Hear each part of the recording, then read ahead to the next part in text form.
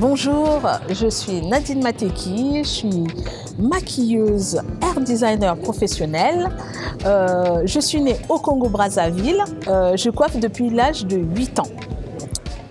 C'est une passion qui m'a été transmise par ma grand-mère, qui m'a appris à aimer nos cheveux crépus au naturel. Mon père, à l'époque, je me rappelle, il me disait « Mais tu veux être coiffeuse, mais c'est pas un métier, coiffeuse.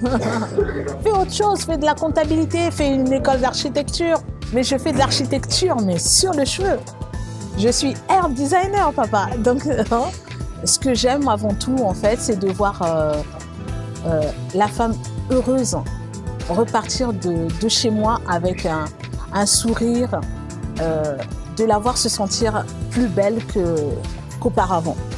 Et c'est ça qui me rend le plus heureuse, en fait.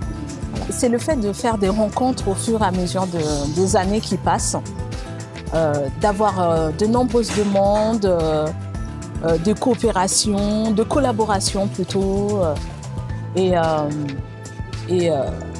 ça a été un déclic. C'est une chose que j'aime faire. Je ne peux pas faire autre chose que maquiller et coiffer. Ma vie, en fait, pour moi, c'est jusqu'à ma mort, hein, c'est maquiller et coiffer.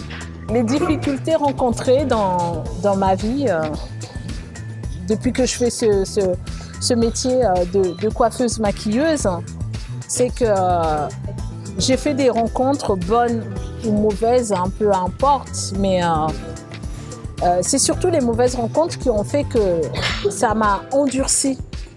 Ça m'a donné en fait cette sagesse-là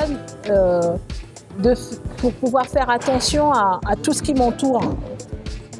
Parce qu'il y a des gens avares, opportunistes, qui s'accrochent à toi et venir te pomper ton énergie, on va dire ça comme ça. D'autres expériences négatives, oula, j'en ai eu pas mal, hein, où j'arrive sur un boulot, on me prend pour une femme de ménage. Ok. Et ce sont des choses en fait qui te blessent, mais il faut prendre sur soi. Moi, j'ai pris sur moi et aujourd'hui, ça fait de moi une personne forte. Et j'arrive à surmonter certaines choses.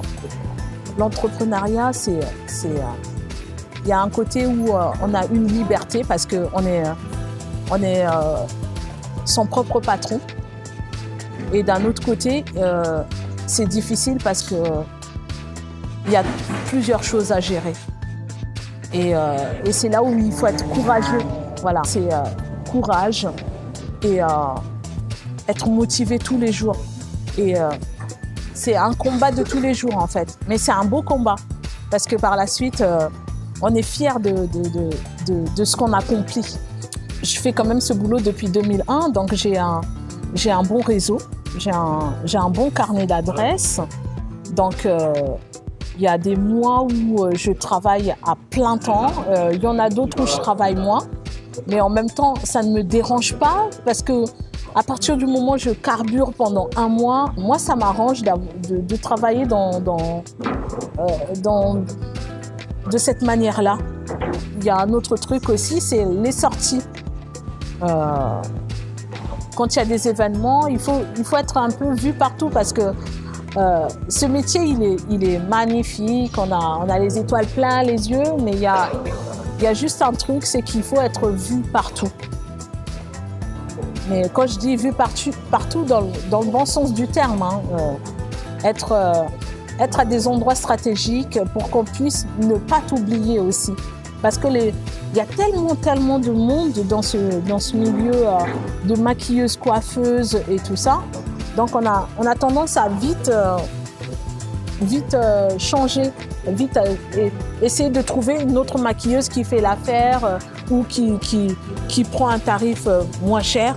Parce qu'il y a beaucoup de maquilleuses aussi qui se bradent. Alors que faut pas oublier que le matériel, on ne nous le donne pas, on l'achète.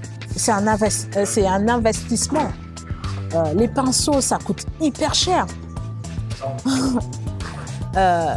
rien qu'une poudre, elle vaut au moins 35 €, 45 € en fonction des marques. Donc, il faut que certaines coiffeuses, maquilleuses arrêtent de se brader parce que c'est un boulot qui mérite son salaire quand même.